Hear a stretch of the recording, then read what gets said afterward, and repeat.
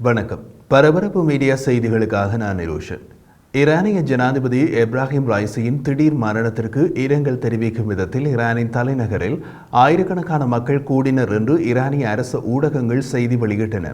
ஆனால் மூடிய கதவுகளுக்கு பின்னால் ஏராளமான ஈரானியர்கள் அவரது மனைவி அமைதியாக கொண்டாடினர் என்று சர்வதேச ஊடகங்கள் தகவல் வெளியிட்டுள்ளன. கடுமையான மதகுரு மற்றும் கெடுபிடியான ஆட்சி உருவம் உள்ள ஒரு நாட்டின் இஸ்லாமிய தலைமையிலான மோசமான கூறுகளை அந்த அமைதியான கொண்டாட்டங்கள் அடையாளப்படுத்துவதாக கூறினார்கள்.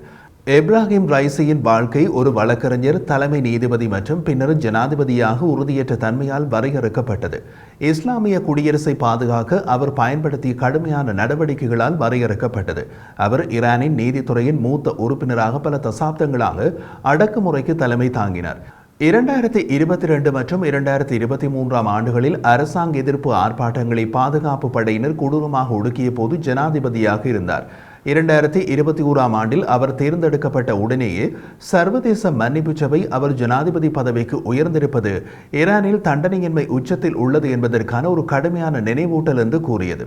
ஆனால் டெஹ்ரானில் அவரது இறுதிச் சடங்கில் ஈரானில் மலைப்பாங்கான வடமேற்கில் அவர்களின் ஹெலிகாப்டர் விபத்துக்குள்ளான போது வெளியுறவு அமைச்சர் ஹொசைன் அமீர் அப்துல்லாஹியனுடன் ஞாயிற்றுக்கிழமை இறந்த ஜனாதிபதிக்கு ஆதரவாக துக்கப்படுபவர்கள் கதறி எழுதினர்.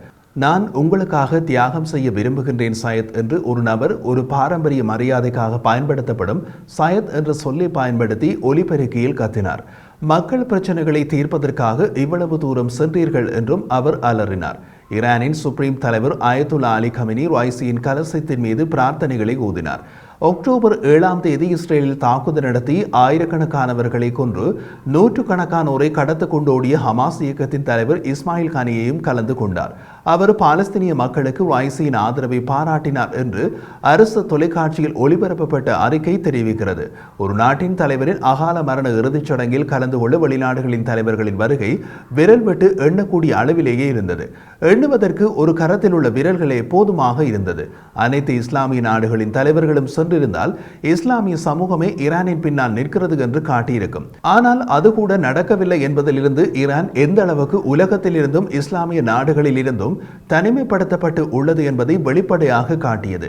ஈரான் என்ற நாட்டின் அரசு தலைவரின் இறுதிச் சடங்கில் கலந்து கொள்ள பிரதிநிதிகளை அனுப்பி மிக குறைந்த எண்ணிக்கையிலான நாடுகள் தமது நாட்டு ஆட்சித் தலைவர்களை அனுப்பாமல் முக்கியமற்ற துணை தலைவர்களையே அனுப்பியது ஈரானின் அரசுக்கு தமது நாட்டை உலகம் எந்த இடத்தில் வைத்துள்ளது என்று புரிய வைக்கலாம். ஆனால் புரிந்து கொண்டார்களா தெரியவில்லை. இந்த கூற்றுக்கு பின்னூட்டம் விடுவதற்கு முன் ஈரானிய ஜனாதிபதியின் மரண இறுதிச் சடங்கில் கலந்து கொள்ள உங்கள் நாடு யாரை அனுப்பியது, உங்கள் நாட்டுக்கு அருகில் உள்ள இஸ்லாமிய நாடு யாரை அனுப்பியது என்று பார்த்துவிட்டு நாம் கூறுவது தவறென்றால் பதிவிடவும். அதே நேரத்தில் ஈரானிய தலைநகரின் மற்ற பகுதிகளில் பல குடியிருப்பாளர்கள் மகிழ்ச்சியான சூழ்நிலையை விவரித்தனர். டெஹ்ரானை சேர்ந்த மேக்கப் கலைஞர் மக்தாப் ஜனாதிபதி இறந்த செய்தி உறுதி செய்யப்பட்ட போது நான் தெருவில் இருந்தேன். மக்கள் ஒருவரையொருவர் பார்த்து கொள்ளும் போதெல்லாம் எங்கள் அனைவரது முகத்திலும் புன்னகை இருந்தது என்று கூறினார்.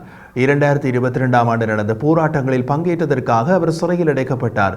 ஈரானின் கடுமையான ஆடை கட்டுப்பாடு மீறல் குற்றத்திற்காக போலீஸ் காவலில் இருந்து 22 வயதான மக்சா அமினியின் மரணத்தால் தூண்டப்பட்டார்.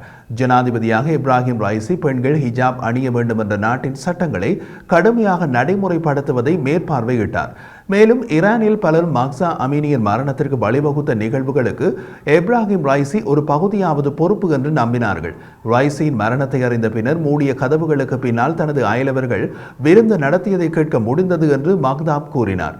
தனது நாடான ஈரானின் பொருளாதார மற்றும் அதன் பலத்த செலவுடைய பாதுகாப்பு படைகளை பற்றி பல ஆண்டுகளாக கவலைப்பட்ட பின்னர் இந்த கொண்டாட்டங்களை ஈரானின் மதகுரு தலைமையின் முகத்தில் வீழ்ந்த ஒரு குத்தாக இருக்கும் என்று தான் நம்புவதாகவும் அவர் கூறினார். மக்கள் அவர்களை விரும்பவில்லை என்பதை அவர்கள் உணர வேண்டும் என்றார். இன்னமும் ரைசியின் மரணம் ஈரானிய அரசியலின் போக்கை மாற்ற வாய்ப்பு இல்லை. ஈரானில் சுப்ரீம் தலைவர் குறிப்பாக வெளியுறவு கொள்கை மற்றும் தேசிய பாதுகாப்பு போன்ற விஷயங்களில் இறுதி அதிகாரத்தை பயன்படுத்துகிறார். நியூயார்க்கை தளமாக கொண்ட மனித உரிமைகளுக்கான மையத்தின் நிர்வாக இயக்குனர் ஹாரி ஹெமி கூறிய போது இந்த பெரிய இறுதிச் சடங்கில் கூட எப்ராஹிம் ரைசி அலி கமீனியிடமிருந்து சுதந்திரம் இல்லாததால் ஒரு நாட்டின் ஜனாதிபதியாக இருந்தும் இறுதிச் சடங்கில் உலக தலைவர்களின்றி தனித்து நிற்க வேண்டியதாகிவிட்டது என்று கூறினார். உச்ச தலைவருடன் முரண்பட்ட அல்லது சில கொள்கைகளை நடைமுறைப்படுத்த மறுத்த அல்லது இழுத்தடித்த பிற ஜனாதிபதிகளை நாங்கள் பார்த்துள்ளோம் என்று கூறிய ஹாடி ஹெமி ரைசி தனக்கு கொடுக்கப்பட்ட உத்தரவுகளை ஒருபோதும் எதிர்க்கவில்லை என்றார். மற்றொரு டெஹ்ரான் குடியிருப்பாளர் அவர் சமீபகால போராட்டங்களின் போது தடுத்து வைக்கப்பட்டிருந்த 25 வயது பெண் தெருவில் ரைசி இருந்த மகிழ்ச்சி செய்தியை கேட்டதாக கூறினார். தனக்கு அருகில் பேசிக் கொண்டிருந்த இருவரின் பேச்சு தமது காதில் விழுந்ததாகவும் ஒருவர் மற்றொருவரிடம் நான் உங்களுக்கு ஒரு நல்ல செய்தியை சொல்ல விரும்புகின்றேன், ரைசி சென்ற ஹெலிகாப்டர் நொறுங்கியது என்று கேட்டதாக தெரிவித்தார். பழிவாங்கும் பயத்தில் பெயர் தெரியாத நிலையில் பேசிய அந்த பெண் ரைசி எப்படி இறந்தார் மற்றும் அவரது வாழ்க்கையின் கடைசி தருணங்களில் தான் வாழ்ந்து வருவதாக கூறினார். நான் நினைக்கிறேன் தேசத்தில் உள்ள பொதுமக்கள் அனுபவித்த வலியின் ஒரு சிறிய பகுதியை இந்த சம்பவத்தால் அவர்களால் புரிந்து கொள்ள முடியுமா இல்லையா என்று அவர் கேள்வி எழுப்பினார். எப்ராஹிம் ரைசி ஆயிரக்கணக்கானவர்களுக்கு விசாரணை இல்லாமலேயே தூக்கு தண்டனை கொடுத்தவர்.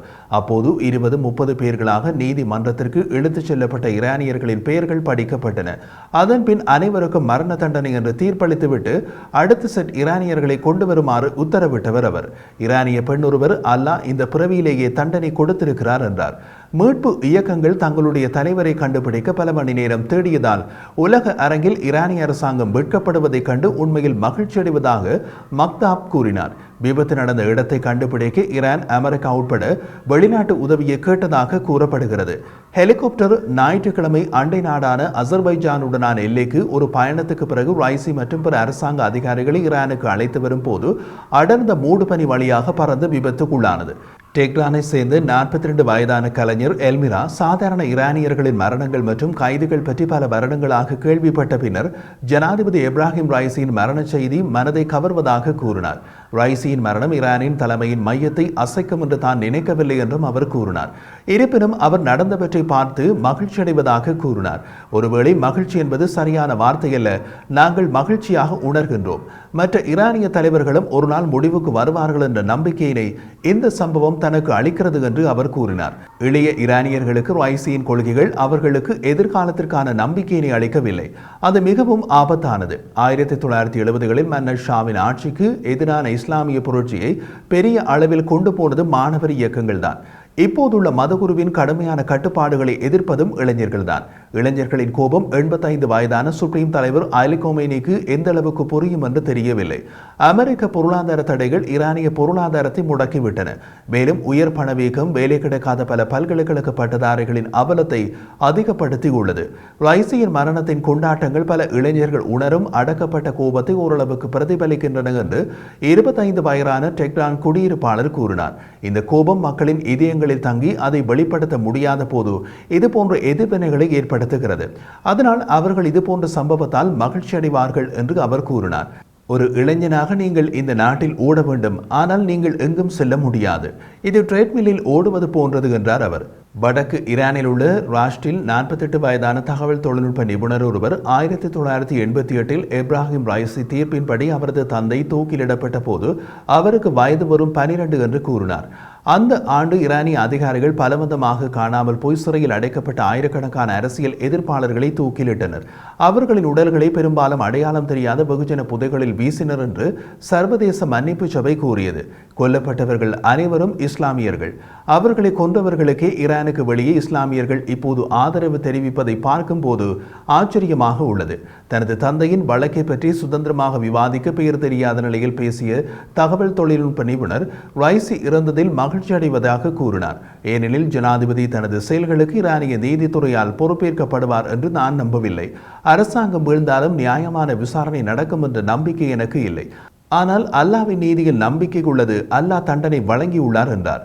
65 வயதான பானு சஃபேரி தனது கணவர் அபாஸ் அலி மோன்ஷி ருத்சாரியையும் எப்ராஹிம் ரைசியின் வெகுஜன மரண தண்டனைகளால் இழந்தார் என்று கூறினார்.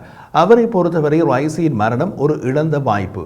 என் ஆசை எப்போதும் என் கணவரின் படத்துடன் அவர்களை எதிர்கொண்டு அவரை தூக்கிலிட்டீர்கள். அவரை பார், சிறையில் அவர் உங்களுக்கு ஒரு கைதி எண் மட்டுமே.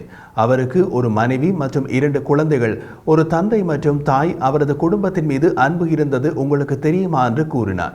இருப்பினும் ஹெலிகாப்டர் விபத்தில் இறந்த எப்ராஹிம் ரைசியால் மேலும் மரண தண்டனைக்கான உத்தரவுகளை பிறப்பிக்க முடியாது என்பதில் மகிழ்ச்சி அடைவதாக அவர் கூறினார். இதுதான் இறந்த பின் ஈரானிய ஜனாதிபதி எப்ராஹிம் ரைசி.